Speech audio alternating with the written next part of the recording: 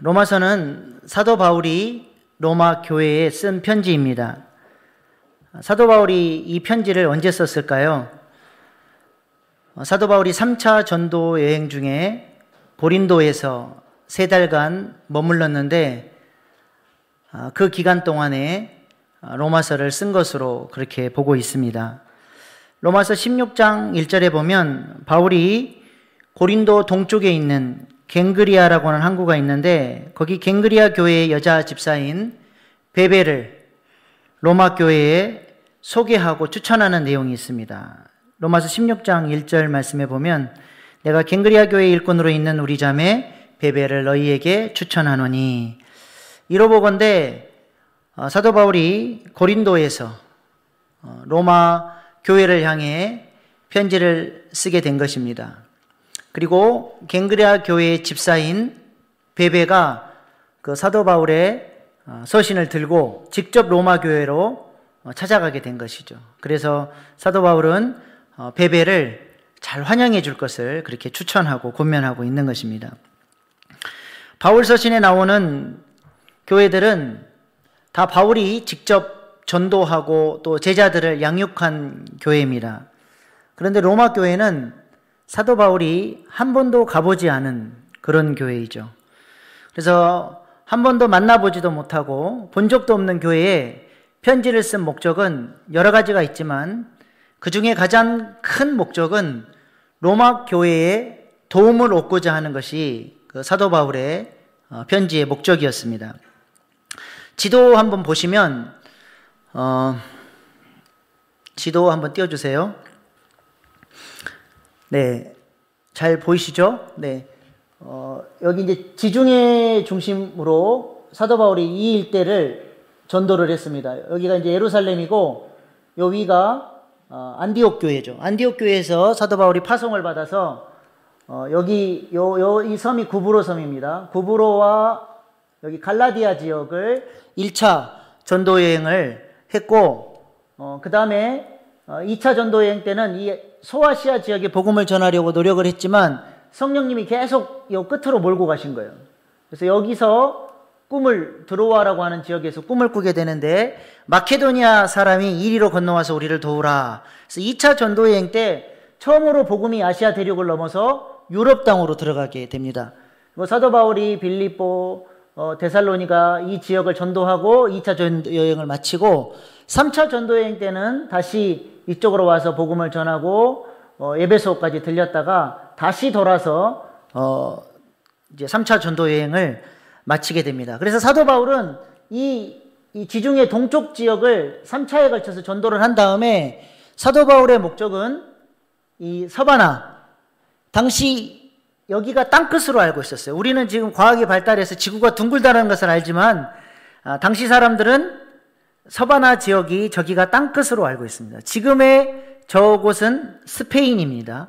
그래서 사도 바울이 이제 이쪽 전도를 마치고 서바나까지 가고 싶은데 중간에 이 로마 교회의 도움을 받아서 여기를 베이스 캠프로 해서 이쪽 지역 전체를 복음을 전하고, 우리 예수님께서 땅끝까지 복음을 전하면 오신다고 했으니까 땅끝까지 복음을 전한 다음에 다시 예루살렘으로 돌아가서 재림하실 예수님을 맞이하는 것이 사도 바울의 꿈이었던 것입니다.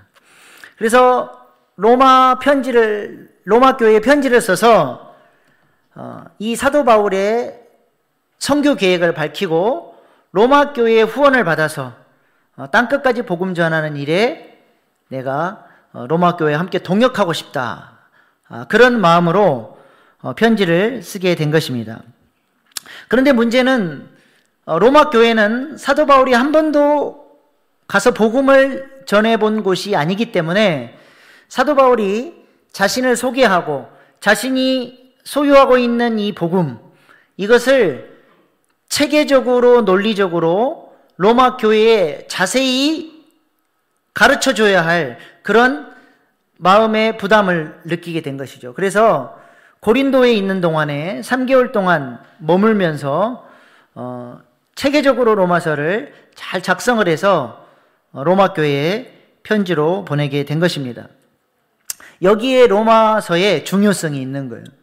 다른 서신서들은 사도 바울이 직접 가서 복음을 전한 교회이기 때문에 이미 복음을 잘 전했던 교회예요. 근데 그 교회에 어떤 문제가 생겼을 때 편지로 연락이 오는 거예요.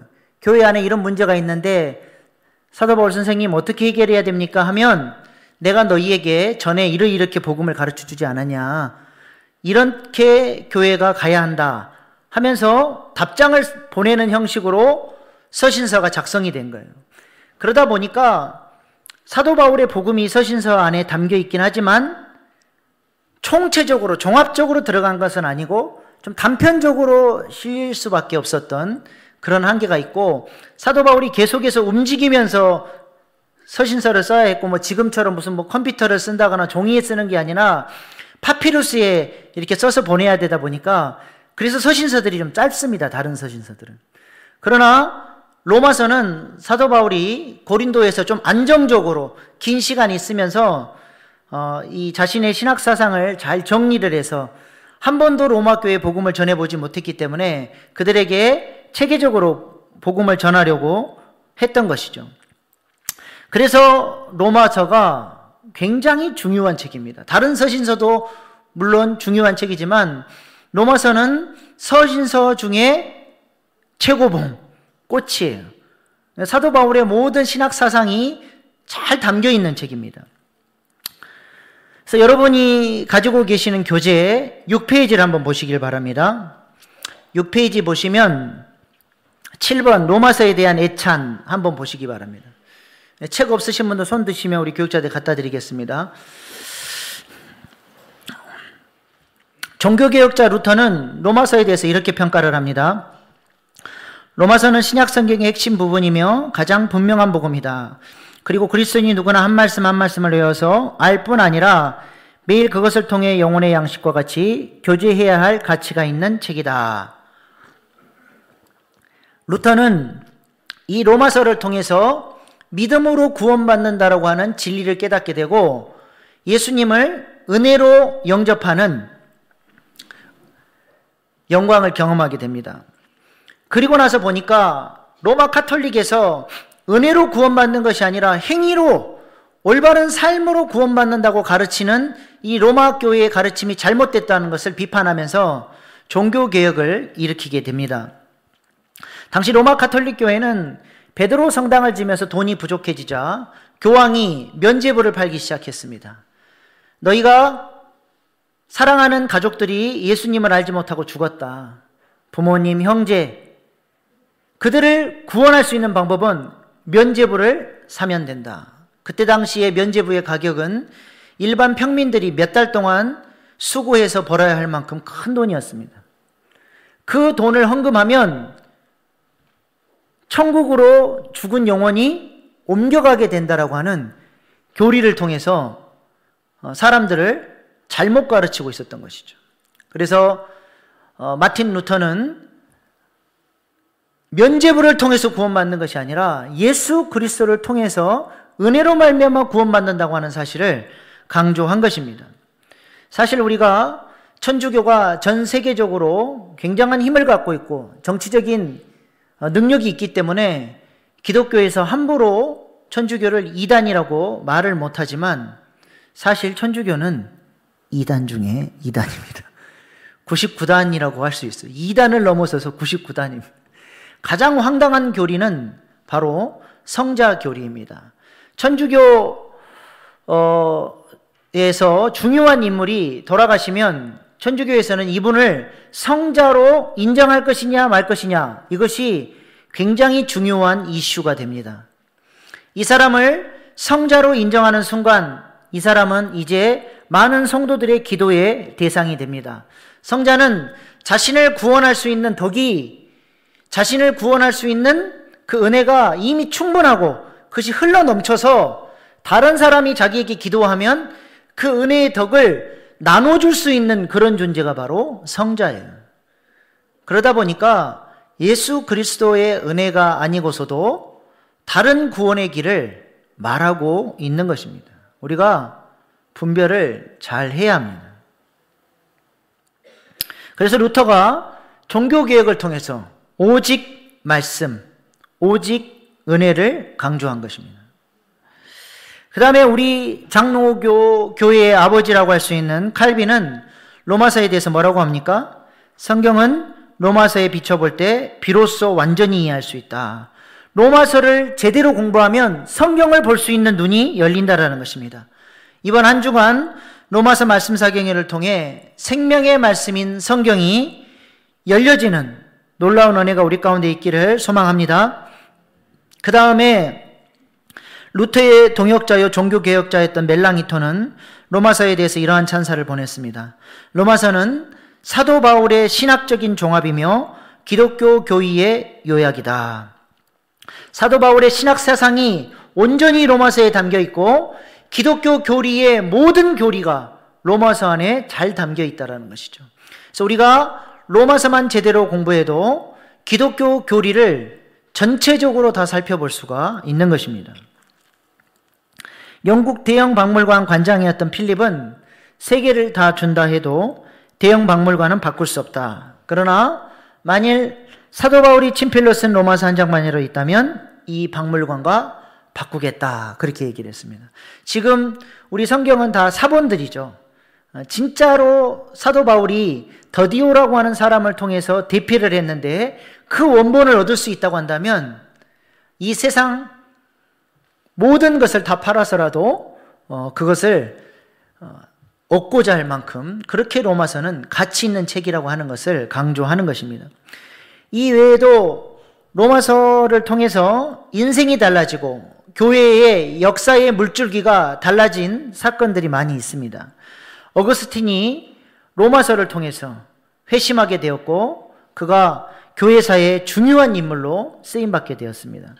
감리교 창시자였던 요한 웨슬레는 구원의 확신이 없던 사람이었는데 로마서를 통해서 은혜로 말미암아 구원받는다고 하는 사실을 깨닫고 구원의 확신을 갖고 전 세계가 나의 교구다 외치면서 온 세계 만방에 복음 전하는 전도자로 살아가고 감리교회가 이분을 통해서 생겨나게 된 것이죠.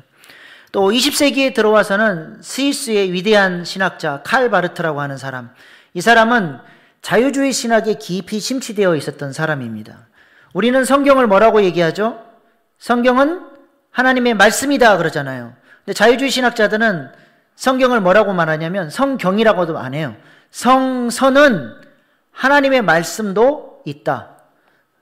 그 말은 뭐예요? 성경 안에 거품들이 많아서 다 인간적인 말들이 많은데 그것들 다 걷어내고 하나님의 말씀이 조금 있는데 그것을 찾아내는 것이 자유주의 신학이라는 거예요. 그런데 칼 바르트가 이 로마서 말씀을 깊이 연구하다가 자유주의 신학이 말하는 복음과 로마서가 말하는 복음이 다르다는 것을 깨닫게 돼요. 그리고 이 로마서를 통해서 큰 은혜를 받고 로마서 주석을 이 사람이 쓰게 됩니다. 신학자들은 당시에 자유주의 신학이 전 세계를 휩쓸고 있었는데 이 자유주의 신학자들의 놀이터에 칼 바르트의 로마서 주석이 폭탄과 같이 던져졌다. 그렇게 표현하고 있습니다. 하나님의 말씀, 은혜가 강조되는 이 로마서를 통해서 이 세계사에 큰 교회사에 전환을 가져오는 그런 역할을 하게 된 것입니다. 몇 사람 대표적인 이야기를 했지만 이 외에도 많은 사람들이 예수 그리스도를 만나고 복음을 발견하고 삶이 바뀌고 교회가 바뀌는 그런 일들이 일어났습니다. 이번 로마서 말씀 사경회를 통해서 우리의 삶 가운데도 이런 놀라운 변화들이 나타날 수 있기를 소망합니다. 그렇다면 도대체 사도 바울이 전한 복음이 무엇이길래 이렇게 많은 사람들에게 영향력을 미쳤을까요? 사도 바울이 전한 복음은 무엇일까요? 사도 바울은 로마서를 시작하면서 첫 문장부터 복음을 이야기합니다.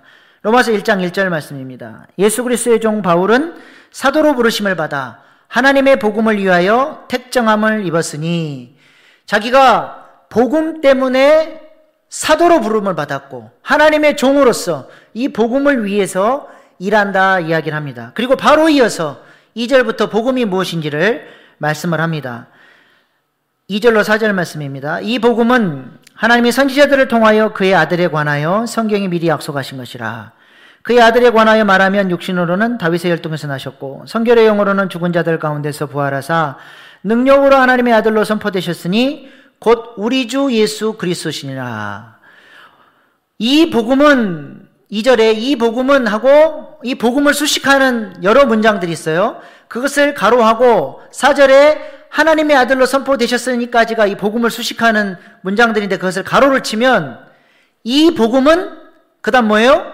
곧 우리 주 예수 그리스도시니라. 복음이 뭐라는 겁니까? 예수 그리스도가 바로 복음이라는 거예요. 누가복음에서도 복음을 이렇게 소개하고 있습니다. 누가복음 2장 10절로 11절 말씀입니다. 우리 같이 읽겠습니다. 시작. 천사가 이르되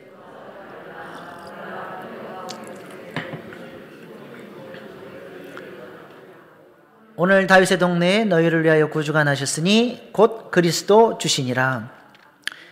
천사가 이야기를 합니다. 너희에게 큰 기쁨의 소식, 복음을 전하는데 그 복음이 뭐라는 거예요? 곧 그리스도 주시니라. 복음은 예수 그리스도입니다. 왜 예수님이 복음이 되시느냐? 그 이유가 중요한데 그 이유는 내일 말씀을 나누도록 하겠습니다. 개봉박두. 이래야 내일 손님이 많이 오시지 않겠습니까? 옆에 계신 분들에게 인사 한번 하겠습니다. 로마서 말씀 사경에서 뵙겠습니다. 네. 아무튼 중요한 것은 예수 그리스도가 복음이라는 것입니다. 바울은 이 복음이신 예수 그리스도를 전하기 위해서 로마 교회에 편지를 쓴다라고 이야기를 하죠. 로마서 1장 14절로 15절 말씀입니다.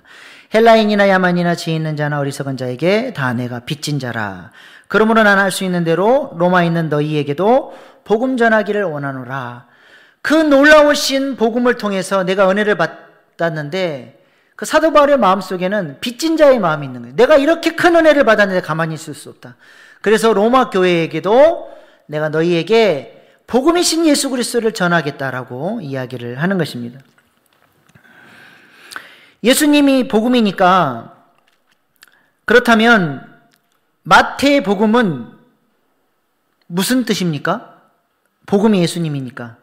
마태의 복음은 마태가 만난 예수 그리스도에 관한 이야기죠.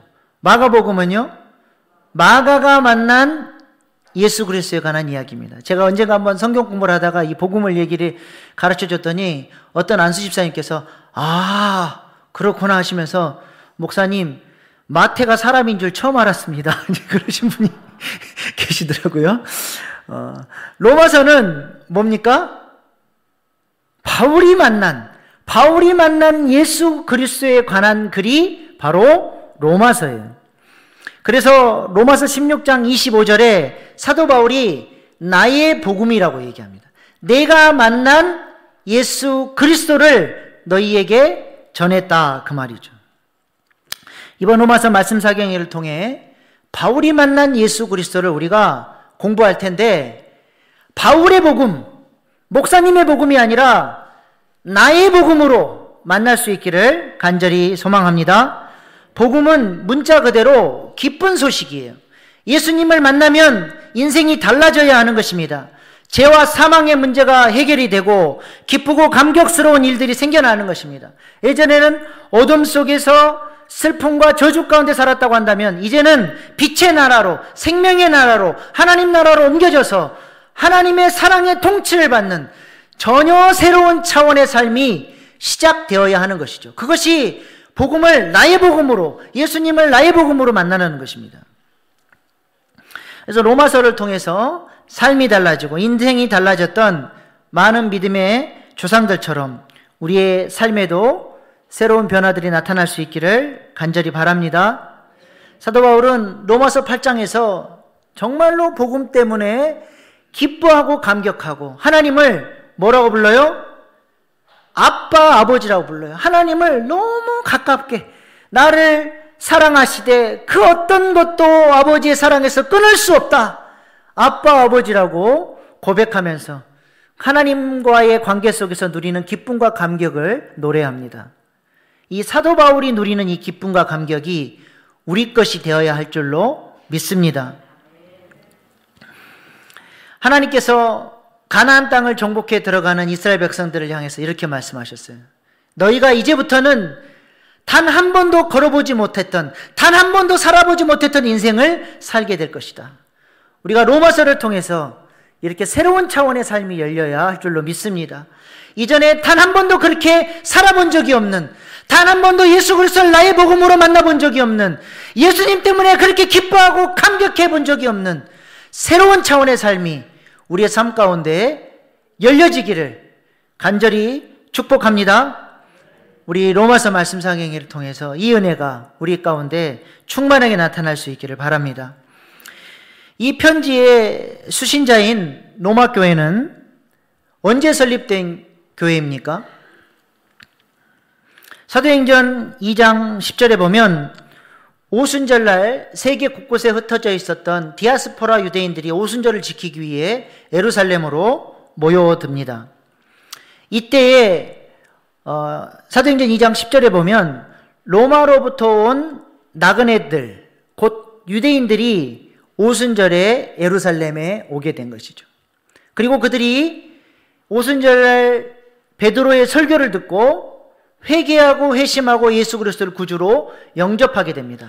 그리고 예루살렘 교회의 신앙 양육을 통해 그들의 믿음이 다져진 다음에 로마로 돌아가게 되죠. 그리고 그때 함께 예수님을 믿었던 사람들이 함께 모여서 로마 교회를 자생적으로 개척하게 됩니다.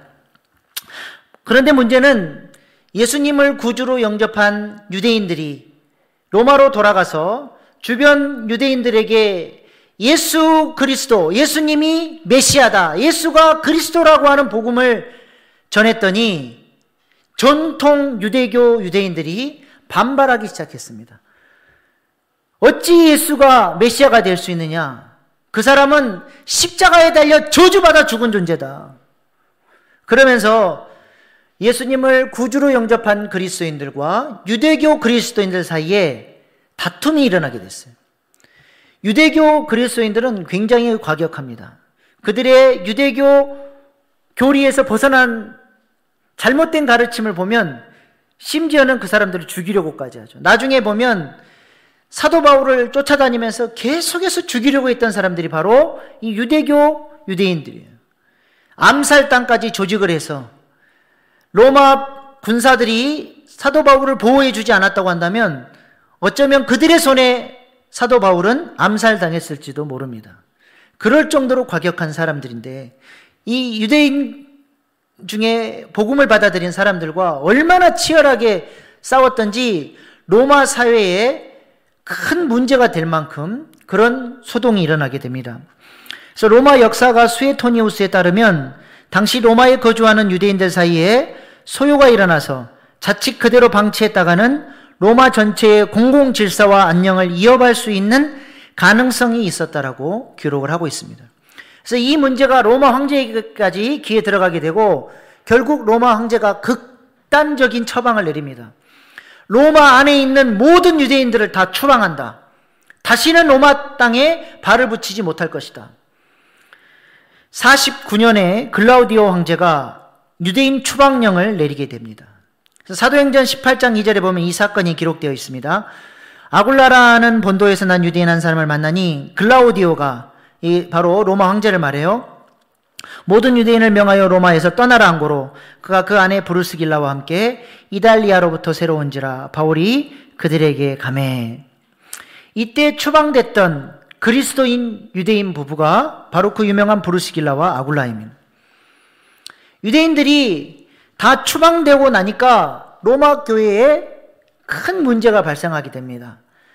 그 유대인 그리스도인들이 주축이 돼서 로마 교회를 개척을 했고 주변에 복음을 전도해서 이방인들이 예수님을 영접하고 교회 안에 성도로 정착을 한 거예요. 그리고 그 로마 교회 지도자들은 대다수가 유대인이었고 그들이 이방인들을 양육하고 케어하면서 가르쳤는데 하루아침에 교회 지도자들이 다 쫓겨난 겁니다. 갑자기 우리나라의 목사와 장로들은 오늘부터 서울특별시에 발을 붙이지 못할 것이다. 다 쫓겨나 버렸어요. 청년들만 남았다고 하면 우리 청년들은 어떡할 겁니까?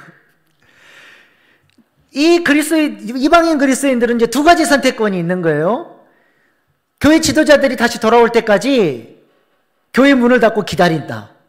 또 한 가지는 언제 돌아올지 모르니까 우리가 아직 믿음이 연약하지만 그래도 교회를 운영해 가야 될 거 아니냐.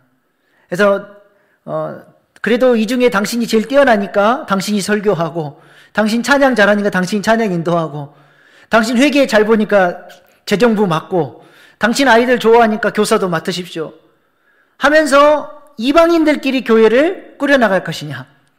두 가지 갈림길이 놓였는데 이 이방인 그리스도인들이 교회 문을 닫지 않고 이 교회를 섬겨보기로 의기투합을 합니다.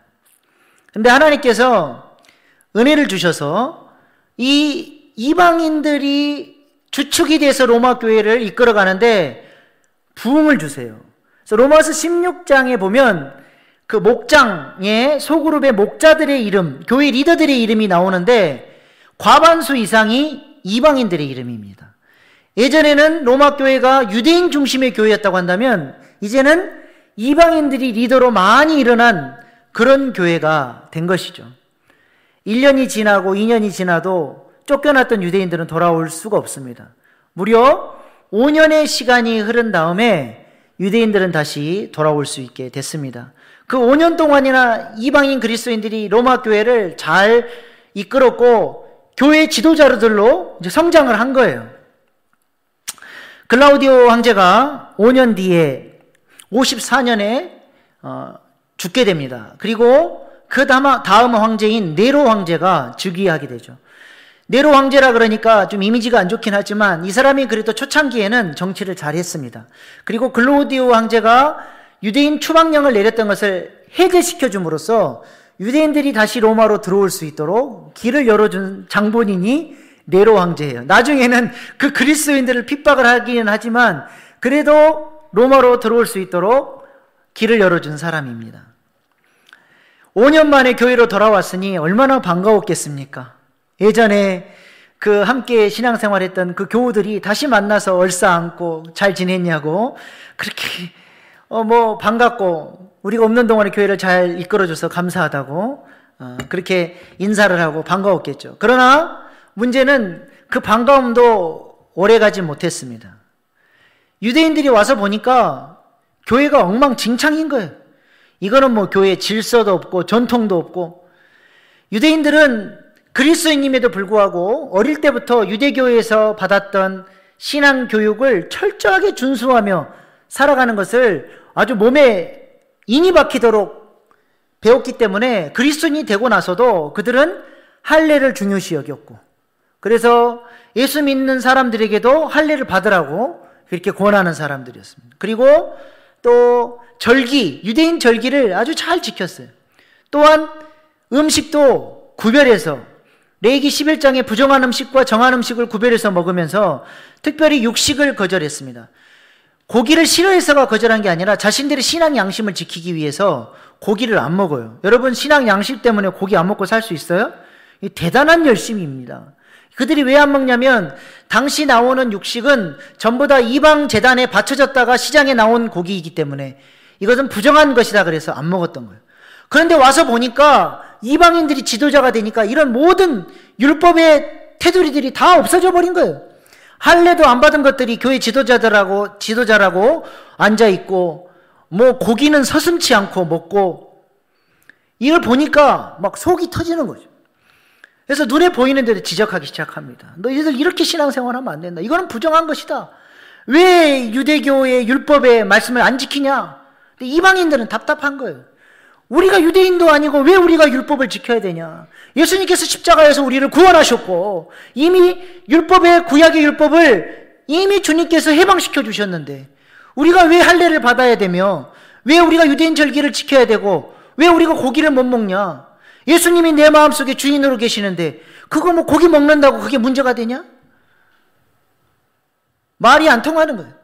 유대인들은 그들의 임박힌 전통을 따르는 신앙생활을 하고 싶고 이방인들은 은혜를 강조하면서 그렇게 안 살아가고 싶습니다. 그러면서 교회 안에 갈등이 생긴 거예요. 유대인들이 비방하고 정죄하고 다툼이 일어나기 시작합니다. 그리고 그것은 자연스럽게 교회의 주도권 싸움으로 번져나가게 되죠. 어제까지 내가 설교를 해오고 있었어요. 근데 유대인들이 돌아왔다고 빗기라는 거예요. 이제부터 내가 하겠다고. 네가 율법을 하면 뭘 알아, 이방인이. 이방인이 설교하는 것을 유대인들이 가만히 듣고 앉아 있어야 돼? 비껴. 이러니까 이제 교회 안에서 주도권 싸움이 나타나기 시작하는 거예요.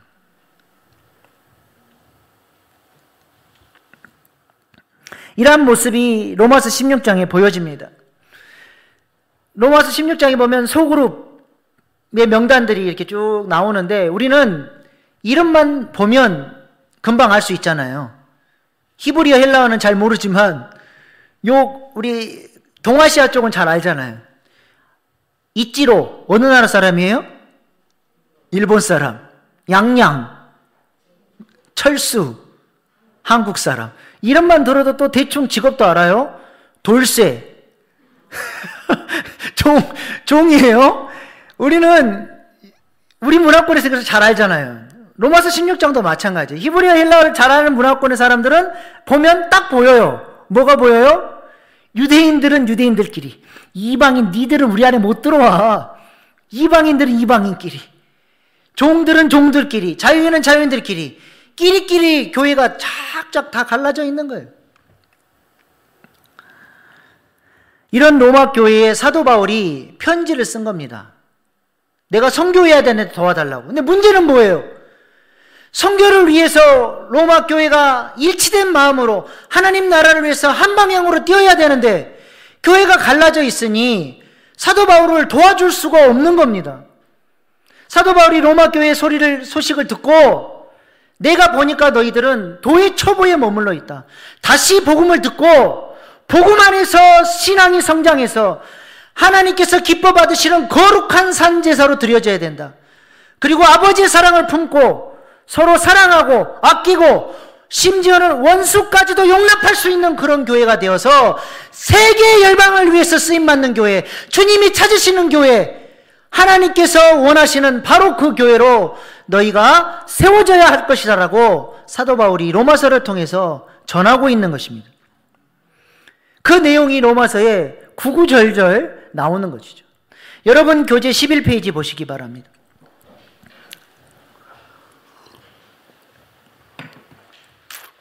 2번 로마서 구절을 한번 보겠습니다. 1장 1절로 17절까지 사도 바울은 로마 교회에 문안 인사를 하면서 내가 너희에게 가고자 하는 것은 복음 전하기 위함이다. 그 목표를 분명하게 이야기를 했죠. 내가 너희들에게 예수 그리스도의 복음을 전할 것이다. 그리고 1장 18절부터 이제 사도 바울이 그들의 죄를 지적하는데 베베 집사님이 이 로마서를 가지고 도착했다는 소식이 들리니까 교인들이 싹 모였을 거 아닙니까? 그리고 이제 베베 집사님이 사도 바울 선생님의 편지입니다. 읽어줄 때 유대인들은 아마 그런 생각을 했을 것 같아요. 바리새인 중에 바리새인, 유대인 중에 유대인 바울 선생님이 우리 유대인들의 이 속 터지는 마음을 잘 알고 우리의 마음을 대변해 줄 것이다 라고 하는 기대감이 있었을 것 같아요.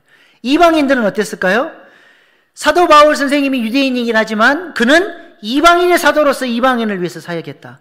아마 우리의 마음을 잘 알고 우리의 입장을 잘 대변해 줄 것이다. 그런 기대감을 가지고 들으려고 기대감을 가지고 모였을 것 같아요. 1장 18절부터 사도 바울이 무슨 얘기를 하느냐?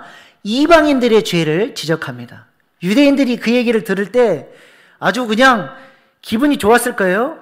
아이고 속이 시원하다. 니들 잘 들어 이놈들아. 그따위로 신앙생활 하지 마. 어디서 까불어.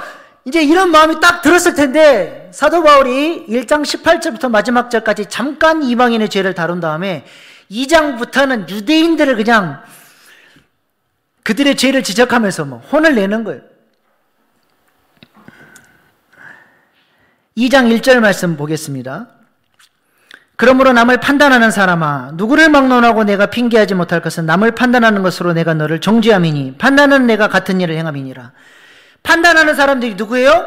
유대인이에요. 너희들 지금 율법을 알고 율법을 소유했던 선민이라는 그 우월감을 가지고 이방인들을 비판하는데 너희들은 더 나쁜 놈들이다. 율법을 알면서도 그대로 살지 않지 않냐. 너희들이 판단하고 정죄하는데 너희들도 똑같이 그렇게 살고 있지 않느냐. 유대인들의 죄들을 신랄하게 비판합니다. 로마서 2장 23절에도 이렇게 얘기합니다. 율법을 자랑하는 내가 율법을 범함으로 하나님을 욕되게 하느냐. 너희들은 율법으로 말미암아 율법을 지킴으로 의로워진다라고 주장을 하는데 너희들은 그 율법을 지키지 않기 때문에 너희는 불의한 자라는 거예요. 너희가 바로 죄인이라는 것입니다. 그러면서 사도 바울이 강조하는 건 뭐예요? 이방인이나 유대인이나 우리 모두가 다 하나님 앞에서 죄인이라는 것입니다. 로마 3장 23절 말씀입니다. 모든 사람이 죄를 범하였음에 하나님의 영광에 이르지 못하더니. 그러므로 뭐가 필요해요? 복음이신 예수님이 우리에게 이방인이나 유대인이나 복음이신 예수 그리스도가 필요하다고 이야기를 하는 것입니다. 이 땅에 율법으로 말미암아 의로워질 사람은 아무도 없다라는 거예요. 구약에서는 율법을 지킴으로 의로워진다고 가르치는데 어느 누구도 율법을 완벽하게 지켜서 의로워진 사람이 아무도 없다라는 거예요. 그래서 하나님께서 율법 외에 또 다른 의, 하나님의 의이신 예수님을 이 땅에 보내주셔서 그 예수님을 믿는 자들에게 은혜로 값없이 예수님이 갖고 계신 그 의를 전가해 줌으로써 의롭다 칭해 주셔서 하나님 자녀가 되는 구원의 권세를 누릴 수 있도록 예수님께서 복음으로 오셨다라고 하는 것을 사도 바울이 이야기를 하는 것입니다. 그래서 로마서 3장 21절, 22절, 24절에 이렇게 얘기합니다. 이제는 율법 외에 하나님의 한 의가 나타났으니 율법과 선지자들의 증거를 받은 것이라. 곧 예수 그리스도를 믿음으로 말미암아 모든 믿는 자에게 미치는 하나님의 은이 차별이 없느니라. 이방인이나 유대인이나 어느 누구나 이 예수님의 은혜 앞으로 나오면 구원받는다는 거예요. 그리스도 예수 안에 있는 성령으로 말미암아 하나님의 은혜로 값없이 의롭다 하심을 얻은 자 되었느니라. 우리 모두가 죄인이고 그래서 또 다른 의이신 예수님을 은혜로 말미암아 믿을 때 우리가 구원받는다라고 하는 이야기를 한 다음에 5장부터는 이렇게 믿음으로 말미암아 구원받은 그리스도인들이 이제는 어떠한 삶의 목표를 가지고 살아야 하느냐를 이야기합니다. 한국 교회가 그나마 로마서 4장까지는 잘 가르쳤어요. 그런데 구원 그 이유를 잘 가르치질 않았습니다. 예수님을 믿는다고 하면서도 어떻게 예수님을 닮아가는지, 우리가 왜 성화되어져야 하는지, 우리의 삶으로 어떻게 주님께서 기뻐하시는 삶을 살아야 하는지를 교회가 잘 가르쳐주지 않음으로 말미암아 세상의 빛과 소금의 역할을 감당을 못하는 거예요. 로마서가 16장으로 구성되어 있는데 4장까지 해서 믿음으로 말미암아 구원받는다는 이야기는 끝나버립니다. 그리고 5장부터 16장까지 훨씬 많은 분량이 우리가 그리스도인이 어떻게 거룩해져야 할 것인지, 어떠한 삶을 살아야 할 것인지를 가르치고 있습니다. 우리가 이 부분을 집중적으로 봐야 돼요. 이 부분에 대해서 우리가 공부를 해야 됩니다. 그래서 로마서를 통해서 우리의 삶에 새로운 변화들이 나타나야 하는 것이죠. 그래서 로마서 5장부터 8장까지는 그리스도를 닮아가는 성화의 내용, 우리가 어떻게 죄를 이길 것이냐, 우리의 육체의 소욕을 어떻게 이길 것이냐, 우리 안에 지금도 강력하게 역사하고 있는 죄와 사망의 질서를 어떻게 거스리고 이겨낼 것이냐, 어떻게 성화될 것이냐를 이야기를 합니다. 그래서 로마서의 핵심은 5장, 6장, 7장, 8장이에요. 여기가 정말로 중요한 것입니다. 근데 꼭 여기 다룰 때 교인들이 잘 나오다가 빠져버려요. 희한해. 영적 전쟁이에요. 딱 5장 들어간다 그러면 그때는 따라하세요. 아프지도 말고 죽지도 말자. 다시 한번 딱 오른손 올리고 아프지도 말고 죽지도 말자. 우리가 이 부분만은 무슨 수가 있어서 내가 꼭 배웠다. 이 자세로 접근하셔야 됩니다. 그리고 9장에서 11장까지는 이스라엘의 구원 문제를 다루는데 왜 이 부분에 이 말씀이 들어갔는지는 말씀 사경의 기간에 좀 더 자세하게 말씀을 드리겠습니다. 그리고 12장부터 16장까지는 복음을 소유한 그리스도인들이 어떻게 하나님이 받으심직할 만한 거룩한 산제사의 삶, 아름다운 삶을 살아낼 것이냐를 구체적으로 사도 바울이 가르쳐주고 있고, 특별히 13장, 14장은 유대인과 이방인들의 갈등의 문제를 다루면서 그들이 어떻게 사랑하고 화해하고 아름다운 하나의 교회를 이뤄서 하나님 나라를 위해서 쓰임받는 아름다운 교회를 세워갈 것이냐를 이야기해 주고 있습니다.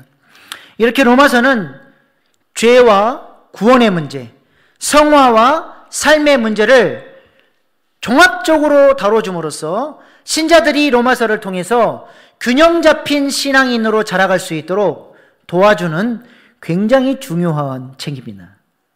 기대가 되십니까? 할렐루야. 우리가 신앙생활 하면서 성경 한 권을 제대로 배울 수 있는 기회가 그렇게 많지 않습니다.